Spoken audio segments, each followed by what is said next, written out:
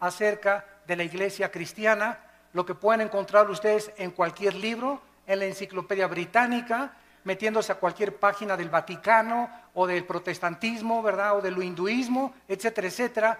Pero es importante que ustedes como cristianos sepan y conozcan la historia de la iglesia cristiana. Muy bien, la iglesia cristiana, a la cual llamamos cristiana ahorita en el siglo XX, no es una religión. Vamos a partir de esta base. El cristianismo no es una religión.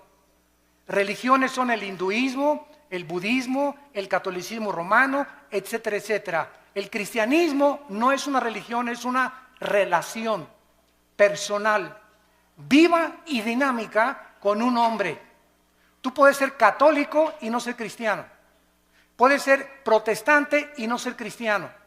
Puedes ser mormón y no ser cristiano. Puedes ser testigo de Jehová y no ser cristiano. ¿Por qué? Porque la religión no te da el cristianismo, te lo da la persona de Jesús viviendo en tu vida. Entonces, el que tiene al Hijo, 1 Juan capítulo 5, tiene la vida. Pero si tú tienes una simple religión y no tienes a Jesucristo, ni tienes una relación con Él a través de la Biblia, tu cristianismo es una mera religión que te persinas, sacas tu estampita de Tadeo, te echas tu agua bendita y te vas a tu casa y de lunes a sábado eres el anticristo. Entonces, el cristianismo es una persona que ha reconocido sus pecados delante de Dios, que reconoce que Cristo en una cruz pagó por ellos, que nunca hubiéramos podido pagar nosotros por nuestros pecados, que le invitamos a nuestra vida y de ahí en adelante comenzamos a caminar y a seguirlo todos los días a través de la Biblia. Jesús dijo: escudriñen las Escrituras porque ellas dan testimonio de mí. Cualquier persona que me diga que es cristiana y no lee la Biblia, no la medita, ni la estudie, su cristianismo es religioso. Pero no eres un hijo de Dios ni una hija de Dios. La iglesia cristiana tuvo sus raíces en el judaísmo. El Señor Jesucristo fue judío. Los primeros apóstoles fueron judíos. Las primeras iglesias fueron judías. Así como también en el antiguo pacto, lo que usaron los apóstoles, los que escribieron el Nuevo Testamento, todos ellos fueron instruidos en el Antiguo Testamento o en la Torá. Así que tenemos que las raíces del cristianismo se encuentran en el judaísmo. En Hechos capítulo 2 encontramos el primer retrato en la Biblia de lo que es una iglesia cristiana, actitudes que debemos de mantener nosotros también y conservar. Dice Hechos 2:42, y perseveraban en la doctrina de los apóstoles. O sea, los primeros cristianos del siglo I eran discípulos, no eran del domingo nada más, sino que entre semana tomaban estudios con los apóstoles, venían al diplomado, tomaban estudios entre semana, no eran personas de domingo nada más. Los cristianos de domingo nada más son los religiosos, pero no los cristianos. Los cristianos no se conforman con una palabra de Dios el domingo, anhelan, aman, tienen un hambre por la verdad, tienen una pasión que Dios ha encendido en sus corazones como un fuego inextinguible por conocer a Dios. Y si tú no tienes ese fuego que arde dentro de tu vida por conocer a Dios y conocer la verdad, estás muy lejos de llamarte cristiano. Dice la Biblia a continuación que también en la comunión unos con otros, se juntaban unos con otros, comían unos con otros, cenaban unos con otros. Si tú eres cristiano, tus mejores amigos son cristianos. Si tú eres cristiano y tus mejores amigos no son cristianos, no eres cristiano. No significa que no les vas a hablar, pero el cristiano comienza a buscar amistades cristianas que te ayuden a crecer, te identificas con ellos, porque qué comunión hay entre la luz y las tinieblas. Entonces es imposible, ¿verdad?, que una persona que no camine con Cristo pueda identificarse con una persona que camina con Cristo, porque son intereses totalmente diferentes. Dice la Biblia en el partimiento del pan, o sea en la Santa Cena y en las oraciones. Estas características eran importantes porque después de que se formó la iglesia vino la persecución. el mundo dio a Cristo, el mundo crucificó a Cristo, el mundo también tendría que perseguir a los que siguieran a Cristo. Y no ha cambiado las cosas desde hace 20 siglos. Dice la Biblia en el capítulo 7 de los Hechos, versículo 54 al 60. Oyendo estas cosas, se enfurecían en sus corazones y crujían los dientes contra él. Pero Esteban, lleno del Espíritu Santo, puesto los ojos en el cielo, vio la gloria de Dios y a Jesús que estaba a la diestra de Dios, y dijo: he aquí veo los cielos abiertos y al Hijo del Hombre que está a la diestra de Dios. Entonces ellos, o sea, los religiosos, dando grandes voces, se taparon los oídos y arremetieron con él. Versículo 59, y apedreaban a Esteban mientras él invocaba y decía: Señor Jesús, recibe mi espíritu. Y puesto de rodillas clamó a voz: no les tomes en cuenta este pecado, Señor. Y habiendo dicho esto, durmió. Porque de acuerdo a la Biblia, los cristianos no morimos en el sentido de que nuestra existencia cesa. Cuando un cristiano se muere, pasa a otra dimensión. Pasamos a otro plano de descanso eterno de nuestra alma. No dejamos de existir porque somos eternos, porque tenemos al Espíritu de Dios viviendo dentro de nuestra vida. La persecución arreció contra los cristianos. Primero vinieron las advertencias. Les prohibimos que prohíban este evangelio. Después los torturaron.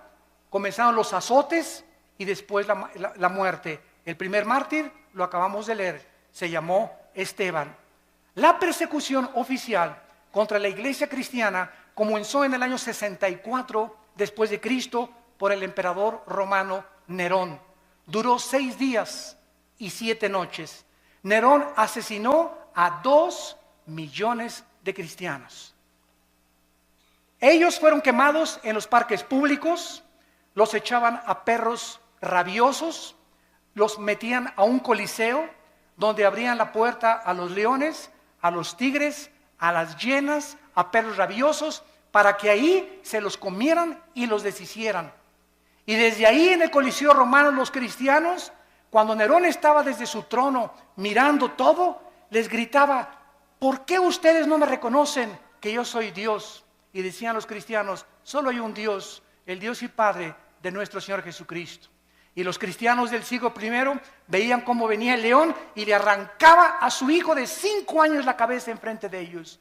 ¿Qué harías tú? Y venía el tigre y despedazaba a tu esposa. Y después venían contra ti las fieras. ¿Saben una cosa? Estaban tan llenos del Espíritu Santo que ellos sabían: ok, llega y le arranca el león la cabeza a mi hijo. ¿Cuánto va a sufrir mi hijo? 30 segundos máximo. ¿Cuánto sufrimos cuando llega el león y nos clava aquí sus dientes en la yugular y comenzamos a desangrarnos? 45 segundos. Pero después de 30, 45 segundos, Cristo estaría esperándolos en la gloria. Cristo estaba esperándolos.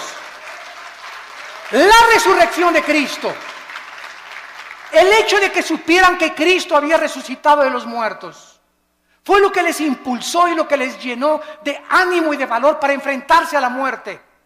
Y dice en Apocalipsis 12 que le hemos vencido porque menospreciamos nuestras vidas hasta la muerte. Para el cristiano el morir es Cristo y el morir es ganancia. Podemos vivir para Cristo, pero cuando morimos, ¿qué es lo máximo que nos puede pasar? Nos está esperando la gloria por causa de que hemos sido fieles a Dios. Pero los cristianos del siglo XXI, ya no voy a la iglesia porque doña Chencha me hizo caras y me hizo fuchi. Ya no voy a la iglesia porque esta no tiene aire acondicionado. Ya no voy a la iglesia. Los cristianos del siglo XXI parece que fueron hechos de mermelada McCormick. Duermen en camas de seda, carros con aire acondicionado, casas con calefacción. Y ahora, como lo vamos a ver más adelante, ahora hasta los predicadores del siglo XX piden ya hospedarse en hoteles 5 estrellas, a que los reciba una limusina en el aeropuerto y que les den $500 la noche. Y los cristianos del siglo I, el ejemplo que nos dejaron Pablo en caballo, en azotes, en persecuciones, en trampas. Vean la Biblia, estos eran los cristianos que marcaron y pavimentaron el camino para la iglesia que somos nosotros. Pero nos hemos tan mal acostumbrado, estamos tan consentidos los cristianos del siglo XXI que ya se nos ha olvidado que no solamente fuimos llamados a creer en Cristo, sino que fuimos llamados a sufrir por Cristo también. Dice la Biblia que después de la persecución fueron esparcidos por todos lados y el evangelio comenzó a expandirse a Europa, a África del Norte y al Medio Oriente. Después se murieron los apóstoles y surgieron los padres de la iglesia, que se llamó los padres apostólicos en el siglo II y III después de Cristo. Se caracterizaron por comenzar a ser discípulos. Los apologistas defendieron la fe, los polemistas defendieron las herejías y los teólogos estudiaban la teología para acabar con las herejías que estaban entrando al cristianismo. Ahorita en el cristianismo, en el siglo XXI, yo que estoy viajando por todo el mundo ahora, me doy cuenta la condición tan patética, tan lastimera y tan triste en la que viven la mayoría de los cristianos. Se comen todo, lo creen todo, hemos llegado a abandonar la Biblia. Si un predicador es famoso le creen, pero ya no estudian la Biblia y ya no hay defensores de la fe, ni personas que tengan el celo de Dios de poder defender la palabra con su propia vida. Vino entonces después la famosa conversión en el año 337 después de Cristo de un emperador que se llamó Constantino. Escuchen, pasaron 3 siglos y no había papas. Pasaron 350 años sin tal cosa como que Pedro fue el primer papa. Si Pedro fue el primer papa, por favor, Virgen de los Remedios, ¿quién fue el segundo papa? ¿Quién fue el tercer papa? Pasaron 350 años sin que hubiera tal papado. El emperador Constantino nombró al obispo de Alejandría y de Constantinopla pontífice. La palabra pontífex en el latín significa constructor de puentes, porque el pontífice comenzó a enseñar que él era el puente entre Dios y los hombres, no Jesucristo, sino ese hombre a quien el emperador romano lo nombró. Y después lo nombró vicario de Cristo, vicarius Dei Filii en latín, que significa representante de Cristo en la tierra. Bueno, el emperador romano, Constantino, iba el 27 de octubre del año 330 más o menos a Milvain en una batalla, y en el cielo vio una cruz. Él dice que vio una cruz que le dijo: signos vincitoris, crucifix, bajo este signo vencerás.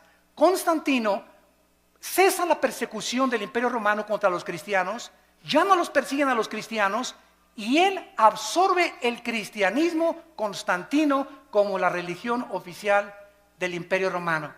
Y desde Constantino a nuestros días, los cristianos son por herencia y por tradición y no porque han nacido de nuevo. Mi mamá fue católica, yo soy católico. Mi papá es budista, yo soy budista. Y así los padres heredan la religión sin que los hijos se hayan convertido a Cristo verdaderamente. Quiero decirles que Teodosio en el año 395 hizo oficial el decreto y ahora los cristianos, todos absolutamente, por ser hijos de padres cristianos, eran cristianos también. Vinieron después, en el siglo IX y X, en el año 1095, las cruzadas. El Vaticano, para recobrar la Tierra Santa de los musulmanes, ordenó 7 cruzadas en total. El papado apareció por primera vez hasta el siglo VI. 600 años pasaron sin que hubiera un jefe representante de todos los cristianos en el mundo. Alcanzó su cenit el papado en el siglo XIII y desde entonces hasta el siglo XVIII ha comenzado a menguar la influencia de Roma sobre el pueblo. La palabra papa significa pater en el latín, que fue aplicada a los padres de la iglesia. En el año 500 después de Cristo comenzó a limitarse al obispo de Roma nada más y después se convirtió en el papa o en el jefe de todo el sacro imperio romano. Durante 500 años, repito, no hubo papas. El primer papa, apúntalo, fue Gregorio I. El primer papa funcionando desde el Vaticano en el año 590 después de Cristo fue Gregorio I. Cuando el papa asumió el Vaticano, cerraron la Biblia y se hizo un decreto que nadie podía leer la Biblia. le pusieron un candado a las escrituras más que con el permiso del Vaticano. Muy bien, cerraron la Biblia y entonces los hombres comenzaron a introducir al cristianismo más de 30 herejías. Permítanme leerles algunas de ellas. En el año 375 después de Cristo comienzan a decir el obispo que a los santos son intercesores de nosotros. En el año 450 se establece el celibato sacerdotal, que un hombre para servir a Dios no necesita estar casado, necesita estar soltero para servir a Dios. De ahí viene el grande problema de la pederastia, que últimamente han culpado a millones de personas y de obispos y cardenales que han protegido a muchos curas que violan a los niños menores de edad. ¿Por qué? Porque los pobres sacerdotes, ¿verdad?, les prohíben casarse y ahorita se calcula que el 80% de los sacerdotes en el mundo tienen una esposa. A escondidas, de luego, debajo de la cama la tienen ahí guardada. Y la mayoría de ellos tienen hijos también, porque el Vaticano no ha querido entender que la Biblia, en 1 Timoteo capítulo 3, la Biblia ordena que los hombres de Dios es mejor que estén casados. Entonces ese fue un invento que se lo sacaron de la manga, el celibato sacerdotal. En el año 666 viene la extrema unción, que si una persona está agonizando y se va a morir, y llega un sacerdote y le ponen el santos óleos, la persona ya no tiene por qué irse al purgatorio, porque se le da la extrema unción. Si una persona se fue un pecador, borracho, parrandero y jugador, pero antes de morir le echan aceite, el sacerdote se salva del infierno. En el año 850 establecieron el agua bendita, que cualquiera que metiera la mano a la pilita y se hiciera el signo de la cruz, ya lo protegían los ángeles. En el año 1190 se comienza a vender la salvación, que el que diera más dinero al Vaticano se le daban 15,000 años de indulgencias en el purgatorio. En el año 1215 después de Cristo, se introduce la transubstanciación, que el sacerdote tiene el poder mágico de tomar una hostia y convertir la hostia en el cuerpo y la sangre de Jesucristo, y que cuando la persona toma la hostia está recibiendo a Jesucristo. Se lo recibe el domingo, se le sale de lunes a sábado y se le vuelve a meter el domingo. Digo, es que si seguimos una línea de lógica elemental es absurdo, pero ¿cómo es que millones de personas lo han creído? ¿Cómo es posible esto? Es que Cristo estableció la Santa Cena, claro, pero Él no dijo que al recibirlo, lo recibíamos a Él. Él dijo, esto representa mi cuerpo que es partido, hacelo en memoria de mí. Nunca dijo que teníamos que recibirlo a través de eso. Bueno, esta transubstanciación va en contra de todo el libro en el Nuevo Testamento de los Hebreos, donde la Biblia dice que los sacrificios y todas las cosas fueron suspendidas y que en una sola ofrenda Cristo, al morir en la cruz, Él ha pagado por todos nuestros pecados. Después la iglesia introduce la misa con la transubstanciación. ¿Saben ustedes lo que es la misa? Yo le he preguntado con mucho respeto, se los digo, y vuelvo a repetir, estoy hablando la pura historia. La misa, el 95% de los católicos no sabe qué es la misa. Todos dicen que es la Eucaristía o que es la hostia. De acuerdo al Segundo Concilio de Trento, apúntalo, el Segundo Concilio de Trento estableció la misa es la repetición del sacrificio de Cristo por los vivos y por los muertos. Cuando el padre entra al altar, levanta la hostia, y yo me acuerdo cuando yo fui acólito, me acuerdo todavía del latín, el padre dice, me introduzco al altar Dei, adeum qualifica juventutes meam, quera mis pea, quera mi idea, quera mi repulistis. Me introduzco al altar de Dios a ofrecer el sacrificio por los vivos y los muertos. En otras palabras, lo que Cristo hizo en la cruz, se lo brincan.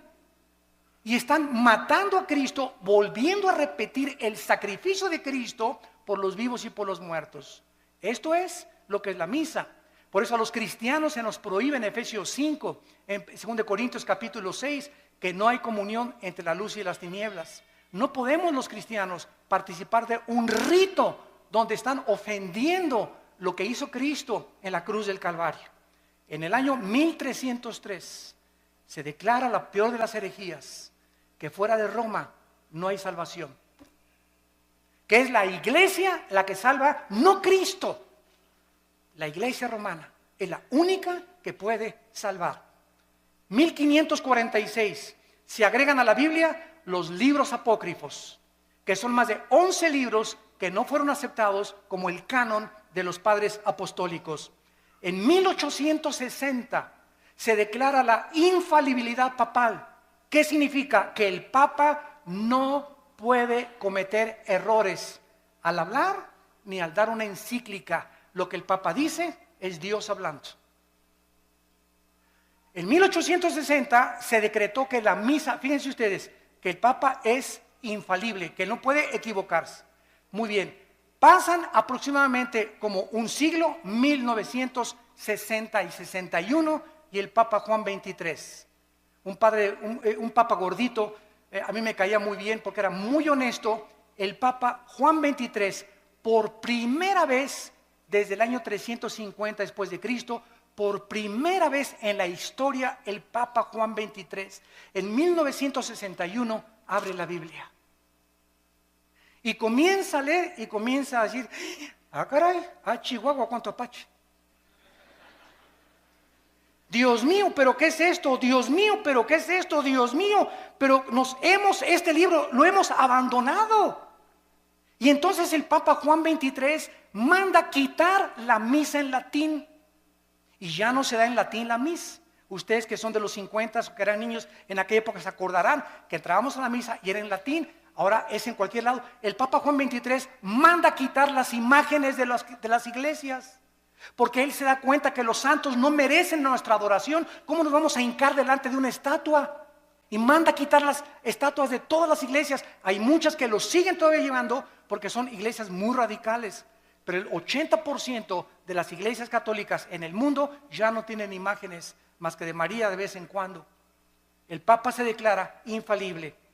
En 1634 se promulga que solo el Papa puede decir quién es santo y quién no es santo en la famosa canonización. Que si una persona se muere, el Vaticano investiga si esa persona nunca rompió un plato. O si esa persona hizo un milagro, para que se le pueda decir que es santo.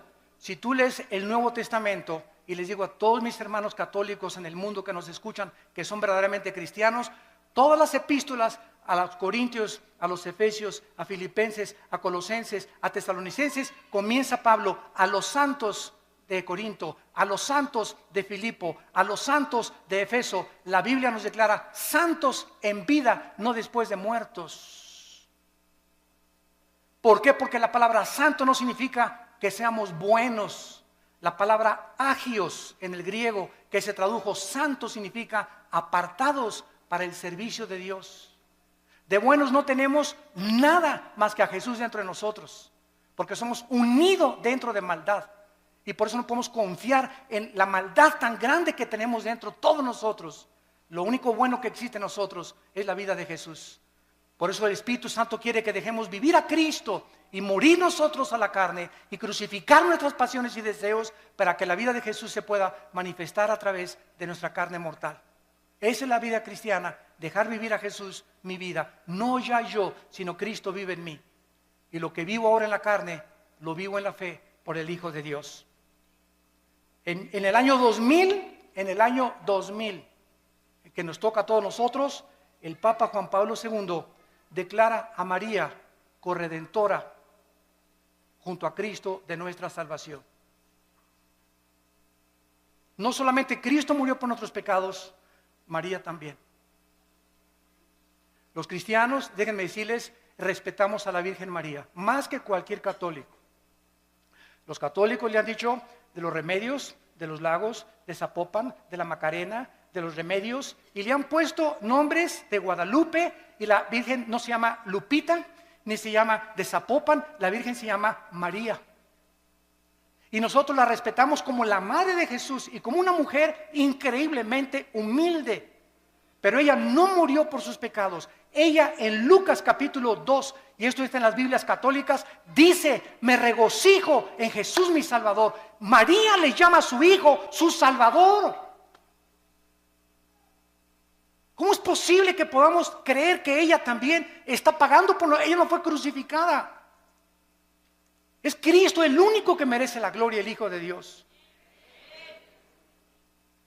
Ante estas barbaridades y estas herejías, que la mayor parte de las personas están ciegas, solamente cuando se nos caen las vendas y leemos la Biblia, nos damos cuenta que tenemos que escoger a quién le hacemos caso, a la Biblia o a los hombres, a los que nos enseñaron estas barbaridades sin tener apoyo en la Biblia, o le hacemos caso a la palabra de Dios. En Gálatas 1, del 6 al 8, dice la Biblia que si alguien anuncia otro evangelio, o si alguien predica otra verdad que la que no está en la Biblia, queda bajo maldición. En 1 Timoteo capítulo 6, del 3 al 5 dice: si alguno enseña otra cosa y no se resume solamente y conforma a las palabras sanas de Jesucristo, nada sabe, está envanecido, delira acerca de cuestiones, contiendas donde nacen envidias, pleitos, disputas de hombres necios, pervertidos, que han desechado la verdad de Jesucristo. La Biblia es la única guía, la única lámpara, la única luz que nosotros podemos tener. Sea la Biblia veraz, sean los hombres mentirosos. Después de esto vino la famosa Inquisición, que fue el colmo de Roma. Las matanzas y masacres contra todos los que se decían cristianos, los que no se sujetaban a Roma y al Vaticano, los que leían sin permiso la Biblia, como a miles de judíos y enemigos en 1198 después de Cristo. En el año 1198 después de Cristo, el Papa Inocencio III, apúntalo, Inocencio III ordena asesinar y exterminar a todos los que no le obedecían a él y no a la Biblia. Se confiscaban los bienes de las personas, los bienes materiales de las víctimas, los cuales pasaron a ser propiedad del Vaticano. Francia, España, Italia y Alemania y los Países Bajos sufrieron los errores en el nombre de Dios. Se comenzó a matar a la gente en el nombre de Dios. La religión, no el cristianismo. Por eso comenzamos poniendo las bases. El hecho que lo hayan hecho en el nombre de Dios no era el Dios de la Biblia, era el Dios que ellos han inventado. Solo en los años 1540 a 1570, el Vaticano asesinó a más de 1 millón de personas, más de 1 millón de personas en el nombre de Cristo. El Vaticano usó la Inquisición para mantener su poder. Y en el siglo XVIII, el Vaticano era el estado más millonario y rico de toda Europa. Ningún rey en Europa podía hacer nada, ni casarse con ninguna persona sin permiso de Roma. Se convirtieron en dictadores totales de Roma. En este tiempo se levantaron 4 hombres de Dios. Petrarca, en el siglo XII y en el siglo III, caudillo del Renacimiento italiano. Petrarca se paró enfrente del Vaticano y les gritó: cueva de ladrones, cueva del infierno. Lo crucificaron. Juan Wycliffe, profesor de la Universidad de Oxford, Inglaterra, predicó contra la tiranía espiritual del clero, se opuso a los papas, a los cardenales, a los monjes y defendió el derecho de que el pueblo podía leer la Biblia. Lo asesinaron. Juan Hus, rector de la Universidad de Praga, discípulo de Wycliffe, predicador intrépido, ataca los vicios del clero y el estado corrompido del Vaticano, condenó la venta de la salvación, de las indulgencias, rechazó la enseñanza del purgatorio que no está en la Biblia, fue quemado vivo, y los que seguían a Hus los condenaron a muerte en la hoguera por órdenes del Vaticano. Giacomo Savonarola, originario de Florencia, Italia, denunciaba como un profeta hebreo el sensualismo, los vicios y los pecados del Vaticano, porque a los 12 años de edad comenzaron a nombrar papas.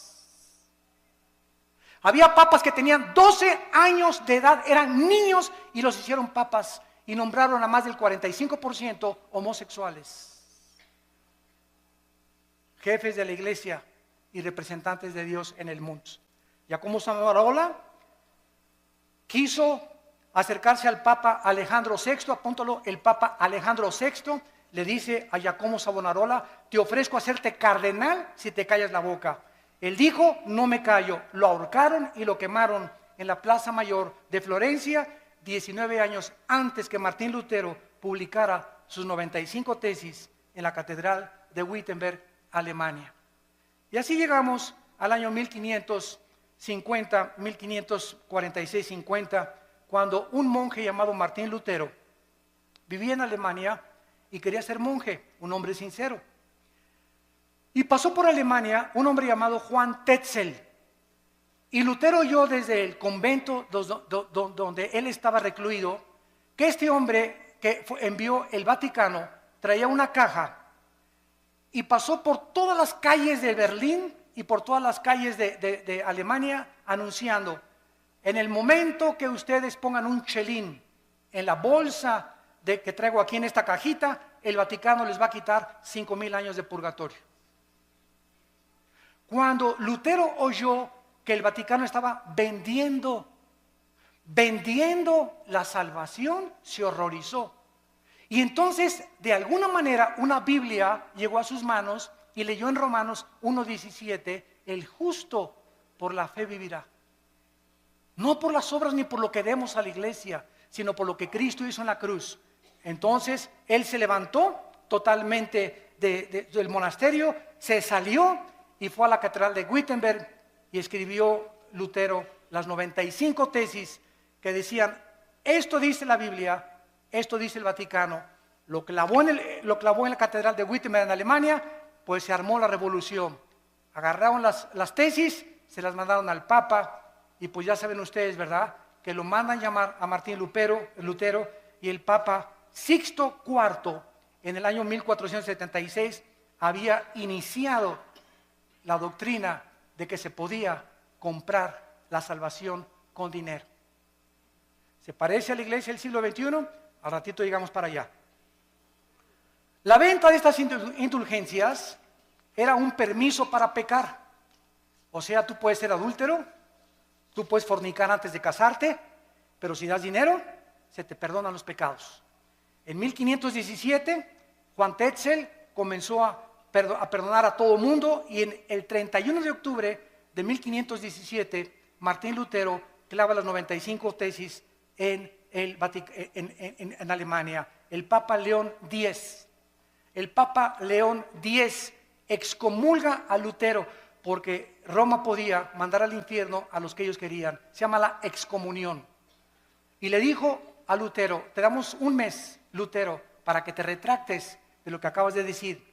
Lutero quemó públicamente la bula papal del Papa, y entonces Carlos V, emperador del Sacro Imperio Romano, Alemania, Austria, España y Países Bajos, invitaron a Lutero para que se presentara y se negara de lo que él había dicho. Lutero llegó y estaban como 100 cardenales del lado derecho, como 100 cardenales del lado izquierdo, y el Papa sentado en su trono. Y le dijo el Papa enfrente de todos el juicio que le hicieron: Martín Lutero, niegas lo que tú escribiste. Y Lutero llegó con la Biblia. Y Lutero dijo: aquí están las Sagradas Escrituras. Si cualquiera de ustedes que están aquí me demuestran con la Biblia que yo estoy equivocado, me arrepiento y niego lo que yo escribí. Nadie se pudo levantar para debatir a Lutero, porque nadie había leído la Biblia en 500 años. Todo era lo que los hombres habían inventado. Lo declararon muerto a Lutero, lo sentenciaron a muerte el Vaticano, y entonces los amigos o los príncipes alemanes le escondieron y le protegieron. En 1529 el Vaticano prohíbe las enseñanzas luteranas y les llama a los que seguían a Lutero protestantes. Por primera vez, por protestar contra lo que el Vaticano enseñaba. En el año 1559 había más de 400,000 protestantes y les cambiaron el nombre a hugonotes. El Papa Paulo III ordena el exterminio y funda un grupo llamado los jesuitas. Los jesuitas, dirigidos por un hombre soldado llamado capitán del ejército Ignacio de Loyola, para que él tuviera la autoridad del Vaticano con el ejército de los jesuitas de matar a todos los que leyeran la Biblia. Ir de casa en casa, y el que tuviera una Biblia, los jesuitas lo asesinaban y le quitaban la vida. Catalina de Médicis, madre del rey, ordenó matar el 24 de agosto de 1572 a más de 700,000 cristianos en un solo día. En memoria de la matanza, mandó el Vaticano a acuñar una moneda que se llamó la moneda de Médicis, para celebrar que habían matado a 700,000 cristianos. Bueno, en 1607 viene toda la persecución en Europa. ¿Y qué hacen los cristianos en Europa? Se van a Inglaterra, huyendo del Vaticano, y agarran barcos, y entonces los cristianos comienzan a navegar y llegan a Estados Unidos. En el año 1607 llegaron los puritanos al estado de Virginia. En 1639 llegaron los bautistas al estado de Virginia, en Rhode Island, bajo el liderazgo de Roger Williams. En 1681 llegaron los cuáqueros al estado de Pensilvania. Y todos estos grupos que llegaron a Estados Unidos llegaron a América con la Biblia. Todos venían con la Biblia. ¿Se acuerdan la televisión, la serie que había que se llamaba Los Pioneros? Estados Unidos es la primera nación en el mundo, en la historia, la primera nación fundada en este libro. La Constitución la hicieron basada en la Biblia, a las monedas les pusieron "In God we trust", en Dios confiamos, y todo comenzó a crecer con la palabra de Dios. Después vinieron las misiones y tenemos las vidas como David Livingstone, Hudson Taylor, que se fueron a la China a evangelizar a los chinos, a Guillermo Carey a la India, Morrison, Moffat, todos estos hombres que dejaron el confort de sus vidas y se fueron a predicar el evangelio al mundo entero. Y entonces llegamos al siglo XIX, o el siglo, finales del siglo XIX, principio del siglo XX, cuando comienza la apostasía de las iglesias protestantes o cristianas, como les llamamos ahora, evangélicas. A mediados del siglo XIX, escúcheme con cuidado, todas las principales universidades norteamericanas, escuchen, Harvard, Princeton y Yale, fueron fundadas por pastores. Las más grandes universidades del mundo ahorita, Princeton, Yale y Harvard, fueron fundadas por pastores con principios de la Biblia. Pero ¿qué sucedió? Que comenzaron a mandar a los estudiantes a Europa. Y en Europa en el siglo XX comenzó el racionalismo francés y el ateísmo alemán, donde Jacques Rousseau y todos los grandes ateos del siglo XX comenzaron a atacar la Biblia, y los cristianos que venían de Europa, estudiantes que llegaron a enseñar en los seminarios teológicos norteamericanos, comenzaron a introducir todas las herejías del racionalismo filosófico europeo, y comenzó a leudarse poco a poco las iglesias protestantes o las iglesias evangélicas. Quiero nombrarles a ustedes las 8 verdades fundamentales del cristianismo, los 8 pilares sobre los cuales debe estar edificada una iglesia o una persona que es cristiana. Número 1, la inspiración de la Biblia como la única regla de fe y conducta. Solo la Biblia es nuestra regla de fe y conducta, no la Biblia más los sacramentos, la Biblia más la perla de gran precio, como los mormones, la Biblia más doctrinas y convenios de los mormones, la Biblia más las enseñanzas de la atalaya, como los testigos de Jehová. Todas las sectas se caracterizan por la Biblia más otra cosa. El cristiano es solo la Escritura, solo la Biblia, solo la fe.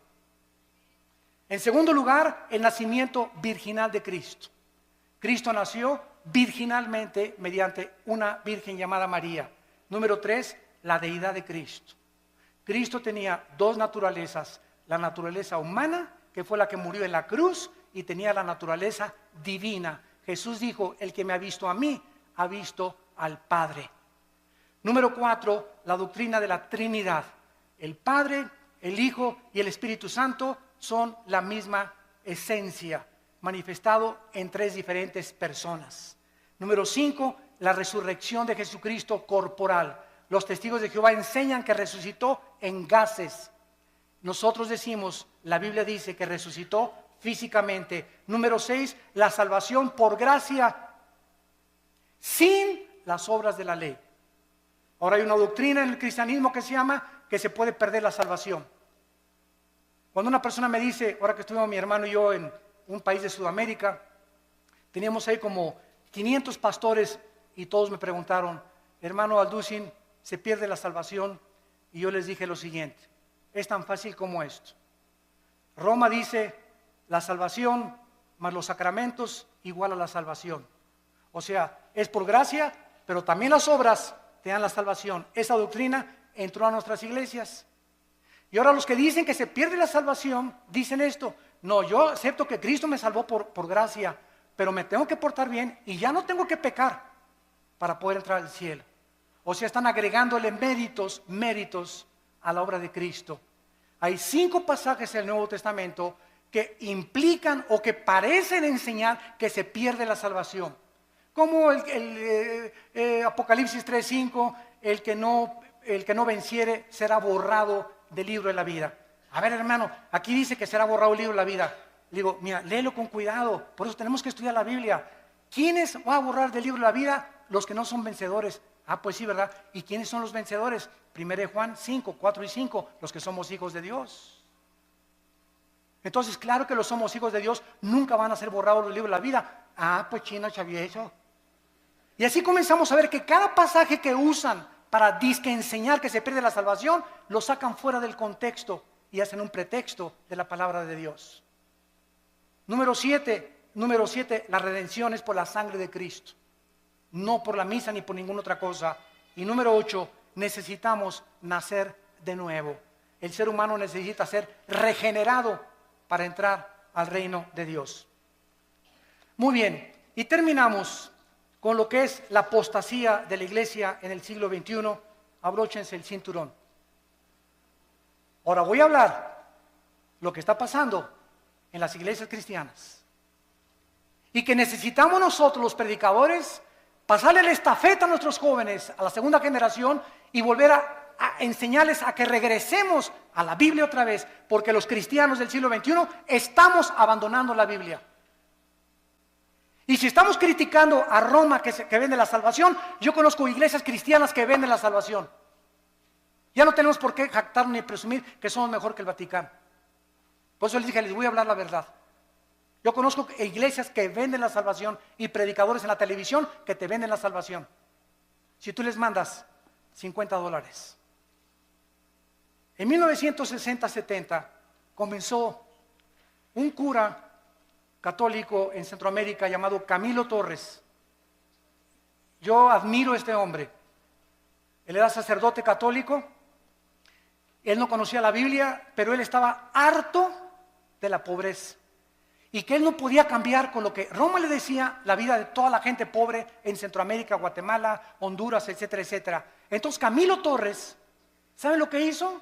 Agarró un AK-47 y formaron grupos armados para poder comenzar a usar el comunismo y a través de la liberación de los estados opresores dictatoriales, quitar la pobreza a la gente. Esto se llamó la teología de la liberación, que fue una mezcla de cristianismo con el comunismo. Y él era un hombre sincero, Camilo Torres. Después encontramos que pasó el tiempo y el cristianismo se comenzó a mezclar con el misticismo de los hindúes y de las filosofías orientales. Comenzamos a darles en los 70s y en los 80s del siglo pasado, a darle más experiencia y más validez a las experiencias místicas, y se comenzó a propagar la mentira.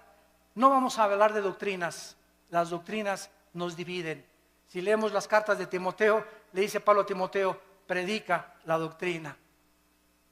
Y comenzaron a decir, no hablemos de doctrinas, vamos a hablar mejor del amor, porque las doctrinas nos dividen. El pueblo de Dios comenzó a enseñar que si tú no hablas en lenguas, no tienes a Cristo. Que si no hablas en lenguas, no tienes el bautismo del Espíritu Santo. Esto es una herejía. Porque el don de lenguas, gracias a Dios por él, y no estamos en contra de este don. Gracias a Dios los que ustedes tienen ese don. Pero enseñar que si no lo tienes, no tienes al Espíritu Santo, es una herejía. Porque toda la historia de la iglesia, los más grandes hombres de Dios del siglo pasado y del siglo XXI, ninguno nunca ha hablado en lenguas. Entonces no eran cristianos de acuerdo a esta enseñanza. Se comenzó a propagar la risa santa. Y comenzó a decir que era de Dios. Risa santa le llamaron. Y se comenzaron a tirar al suelo, muertos de la risa. Y comenzaron a filmarlos todos los enemigos del evangelio. Y comenzaron ya en el suelo a ladrar como perros. Comenzaron a ladrar como animales. Después vino el vómito santo. Es santo. En la iglesia, enfrente de todos, que porque lo que salía era el bautismo del Señor. Después comenzaron a mandar por la televisión trapos ungidos. Quiero decirle que si me mandan $100, este trapito se ungió con aceite de Israel. A mí qué me importa que haya sido con aceite de Metepec. El aceite del Antiguo Testamento no era el santo, representaba la unción. No había nada del aceite que fuera santo, era el símbolo que representaba nada más. Y ahora la gente, porque este es aceite de Jerusalén, ya tiene más validez que el aceite olivo o que el aceite que hacen en cualquier otro lado. Y comenzaron a ungir trapos, pero el predicador era famoso. Y como yo soy famoso, te mando el trapito, mándame $50 y lo pones bajo tu almohada y te quita el dolor de cabeza. O te va a proteger de los demonios. O si me mandas $100, alejaré las maldiciones de tu casa. O si haces un pacto conmigo, tu hijo se va a aliviar y tu esposo va a regresar que te abandonó. Todas estas son herejías, son blasfemias de la palabra de Dios, que tenemos que combatirlas, aunque nos cueste, como lo hemos dicho antes, nuestras propias vidas, nuestros propios intereses. Yo se los digo, a mí me han prohibido tantas cosas y tantas iglesias y tantos países la entrada. Hermano, yo tengo ya mi foto en casi todos los países, como persona non grata a las iglesias carismáticas, porque tienen miedo de que hablemos la verdad, por las barbaridades en las que se han metido. También se ha comenzado a enseñar, aparte de las lenguas, la risa santa, el vómito santo, contorsiones, y comenzaron las apariciones hace 10 años, que estaba cayendo del cielo oro y piedras preciosas. Polvito santo del cielo, está cayendo oro. Hermano, míreme las manos, es diamantina, menso. Alguien se juntó contra el ventilador y puso diamantina, burro. Me está cayendo oro del cielo. ¿Quién puede imaginarse que Dios le va a interesar mandarnos oro del cielo? Dice Proverbios, busque la sabiduría más que las piedras preciosas. Increíble. Dios me parchó la muela y tengo ya un tapón de oro, hermano. A Dios te pone una muela nueva, menso. No te pone un parche ni te la tapa. Dios hace las cosas nuevas totalmente. Todas estas cosas han entrado a la iglesia y el pueblo las ha aceptado por no conocer la palabra de Dios. Y luego también en las reuniones. Y voy a iglesias y yo les digo a mis pastores, denle un zape en la cabeza atrás de esa persona. Es que estoy bajo la influencia del Espíritu Santo. Espérame tantito, lee 1 Corintios 14. El espíritu del profeta está sujeto al profeta. Entonces, no hay tal cosa como que alguien pierde el control y comienza como alambre eléctrico así en la cabeza, ¿verdad? Que lo lleven al manicure. Que venga el psiquiátrico por él. Pero esa persona no tiene el Espíritu Santo y está solamente haciéndose ese panchote que está haciendo la iglesia para que la iglesia vea que el hermano tiene el Espíritu Santo. ¿Qué le interesa al Espíritu Santo que das como alambre eléctrico? En 1 Corintios 14 dice la Biblia, hermanos, dice Pablo, les suplico que en la iglesia no hablen en lenguas. Y si alguno quiere hablar en lenguas en la iglesia, que sea 1, 2 o 3 por turno, nunca todos al mismo tiempo. Y además que uno interprete. y si no hay intérprete, cállate y habla en chino mejor. Pero llegaban a las iglesias y todos, pero todos estaban llenos del Espíritu Santo. Hermanos, un cántico nuevo. Y comenzaron todos. ¿Cuál cántico nuevo? Ni que 8 cuartos. ¿Cuál cántico nuevo? El cántico nuevo en los salmos es algo que sale de Dios, inspirado con nuestra mente de por medio. Nunca caemos en el misticismo oriental que pierdo el contacto con la realidad y me tomo un espíritu y me comienzo a hacer así, o comienzo a dar cosas que eso no son cosas de la palabra de Dios. Todo este misticismo entró a la iglesia y hemos llegado a la brujería. He visto programas de televisión donde un pastor agarra un bote de agua y dice que lo convierte en la sangre de Cristo. Y voltea el bote de agua, ¿verdad? Y se voltea por atrás y le echa de esa cosa, ¿cómo se llama? El polvo con el que hace ¿cómo? Kool-Aid. ¿Lo pueden creer? Otra señora en la televisión hace poco pasó y dijo, fórmense aquí los de $1,000 y aquí los de $500. Y agarró un billete y lo pegó aquí en el oído. El dinero habla. Ahora aquí los de $1,000 y aquí los de 500. Y se ve en el video, lo pueden ustedes ver, se ve en el video. Pasa una señora con unas alhajitas y esta predicadora es mujer. Agarra las alhajitas y le dice, no, esto no vale $100, vete. Cuando la Biblia dice, cada quien dé como propuso en su corazón, ¿cómo puede alguien atreverse a decir que es predicadora o que es profeta cuando ella tiene que decirles, si te das de 1,000 o te das de 500, que no sea menos de 500 ni menos de 1,000? Los de 1,000 aquí y los de 500 acá. Los de 1,000, denme su libro porque van a ser mis discípulos preferidos. A eso está llegando la iglesia cristiana y todos están como mensos, creyéndose todo, comiéndose todo, y ya no hay discernimiento absolutamente de la palabra de Dios. Y ahora viene también la teología de la prosperidad. Virgen de la Macarena. Se enseña que Dios quiere que todos seamos ricos, que si tú mandas una ofrenda te vas a hacer rico o te vas a tener la prosperidad económica. Y claro que Dios quiere prosperarnos. Y claro que Dios quiere bendecirnos. Segunda de Juan. Yo quiero que prospere tu vida y tu vida espiritual y tu vida social y tu vida económica, pero nunca se predica el precio que hay que pagar para esta bendición de Dios, y es la santidad. No es mandar para que Dios me dé, comenzamos a vender y comenzamos a hacer negocio con Dios. Es como los famosos pactos, ¿verdad?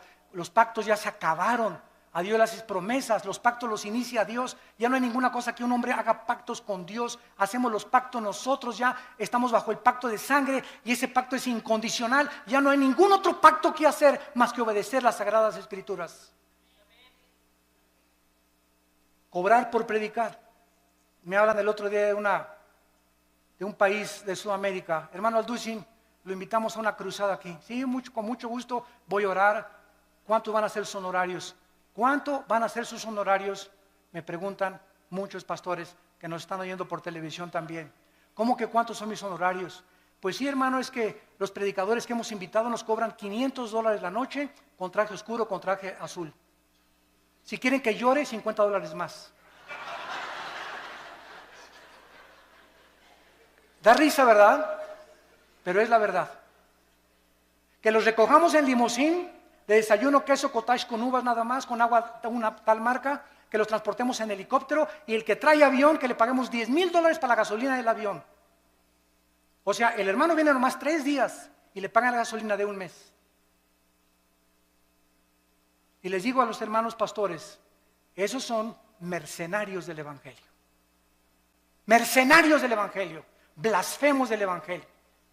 Dice 1 Corintios capítulo 9. Versículo 16, 1 Corintios 9, 16. Si anuncio el Evangelio, dice Pablo, no tengo por qué gloriarme. Me es impuesta necesidad. Y ay de mí si no anunciar el Evangelio, por lo cual, si lo hago de buena voluntad, recompensa tendré. Pero si de mala voluntad, la comisión me ha sido encomendada. ¿Cuál es mi galardón? Que predicando el Evangelio, presente gratuitamente el Evangelio de Cristo. ¿Qué me dicen los hermanos? Bueno, ¿qué nos piden entonces, hermano Alducin? Miren, pues págame el avión y un hotel, no importa si es una estrella. Ahora que fui a Guatemala estuve en un hotel, ¿verdad? De una estrella, creo que el ventilador casi me cae en la cabeza. Anduve 2 veces en burro y en caballo. No había ni en qué transportarme al estadio donde fue la cruzada de casi la mayoría de indígenas. Imagínense ustedes, ¿somos mejores que Cristo y que Pablo nosotros? ¿Qué pastores pirruration y qué nada? Exigir esas cosas, ¿cómo es posible? Que hemos llegado a ese grado. Nos hace llorar, nos hace hervir de enojo, con una ira santa contra la palabra de Dios. Lo que han hecho estos hombres y que están aceptándose como algo normal, porque lo peor de todo es que ya es algo normal. Se está aceptando igual ya, los músicos igual, $15,000 si quieren un concierto. Oiga, pues que nadie se pague la vez, pues junten dinero y que los mande su iglesia. Nunca el cantante o el predicador es un negocio, es un ministerio llamado por Dios. Yo les digo a los hermanos, páganme el avión y el hotel, si me quieren acostar en el suelo, una cama de piedra, una cama de piedra. ¿Por qué acepto la invitación? Porque oré y Dios me quiere mandar a ese país. Y sabe una cosa, si ustedes me quieren dar una ofrenda, dénmela. Y si no me quieren dar una ofrenda, no me la den, porque yo no voy por ustedes, yo dependo del Dios Altísimo que está en el cielo.